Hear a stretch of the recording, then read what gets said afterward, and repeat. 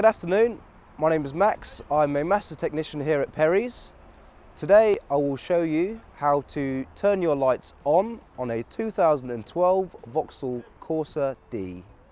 Just showing you how to do the lights. So we have our toggle switch down here just above the right hand kick panel.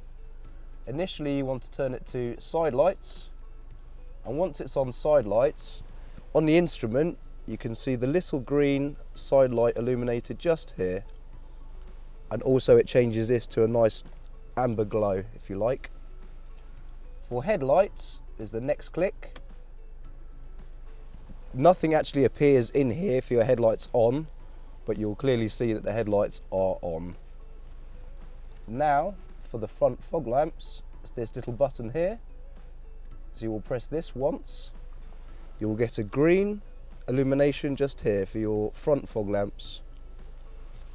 For your rear fog lamps, press this once, you then get an amber just here. For your hazard lights, in the centre console, just here, as shown in there.